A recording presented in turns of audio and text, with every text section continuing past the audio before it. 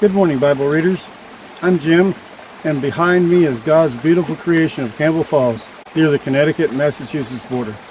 Today I'd like to talk to you about the book of Micah. In the Hebrew Bible, there were 12 prophetic works from Hosea to Malachi, sometimes referred to as the minor prophets. Micah is the sixth of the 12 books. He lived in the small town of Morsheth in the southern kingdom of Judah, at about the same time that Isaiah was alive in Jerusalem.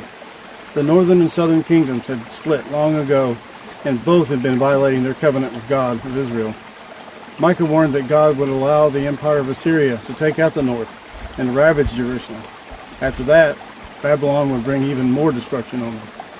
Like all the prophets, Micah spoke on God's behalf to accuse Israel, or as he puts it in chapter 3, I am filled with strength, with the Spirit of God, and with justice and power to declare how Israel has rebelled.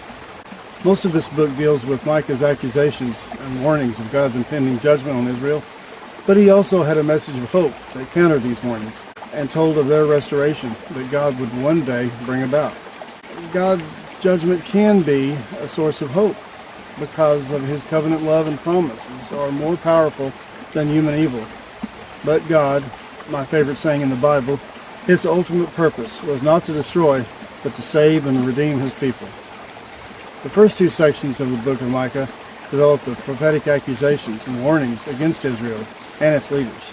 Chapter 1 starts with a description of God's appearing over Israel, not unlike it he had at Mount Sinai.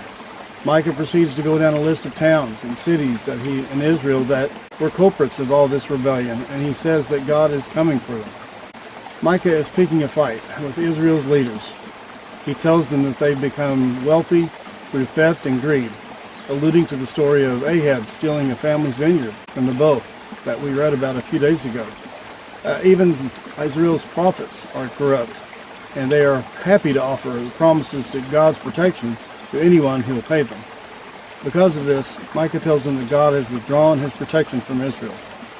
Chapter 3 and 4 tells of even more accusations and even more detail, accusing leaders and prophets of working together to create grave injustices. They rule the land with bribes and bend the law to the favor of their own pockets. God's judgment will take out the northern kingdom, Jerusalem, and their temple. Despite these severe warnings, Micah counters with a striking promise of hope. The first of these two is a poem in chapter 2 about how God is like a shepherd who's going to rescue and regather his flock, the remnant of his people.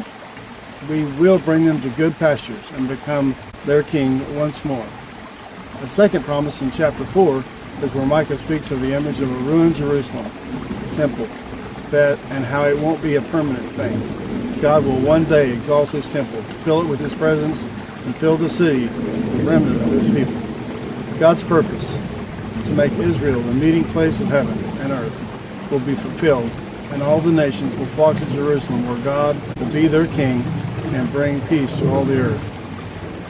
In the beginning of chapter 5, we learned that the new Messianic king would be born from the line of David, and he will come to the New Jerusalem. He'll be born in Bethlehem. He will rule Jerusalem over the restored people of God. In the new kingdom, the remaining faithful will be a blessing among the nations, and God will bring his final justice and remove all evil from the world. In chapter 6, Micah again exposes the unjust practices of Israel's leaders and attempts to help them understand what they must do to get back in God's good graces. Here he offers the familiar words that summarize what it means for Israel to follow their God. This saying makes me think of my dad, who had a framed picture of a man looking at the sunrise with this quote at the bottom that said, "Oh man, what is good, and what does the Lord require of you, but to do justice, to love mercy, and to walk humbly with your Lord." But yet, they had not been doing this, so they will all still be ruined. However, the book ends on yet another powerful note of hope. But why should God do this for a faithless and rebellious people? Well, first, because God's character. He is a God that forgives sin and pardons rebellion. His mercy is more powerful than his anger or his judgment. Secondly, in Micah's final words, he alludes to God's covenant promises to Abraham's family, that through them all nations would find God's blessing. But in order for that to happen, they must be faithful to their one true God. So ultimately, God's judgment is our source of hope because His covenant love and promise are more powerful than human evil.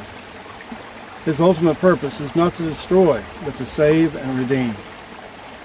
Micah was inspired by God to prophesy about events many years beyond his time. He especially foretold that the great shepherd would come from Bethlehem and predicted that the Messiah would someday rule and reign over all the nations, including Israel. I know you'll join me in eagerly anticipating the fulfillment of that promise. Shalom, friends.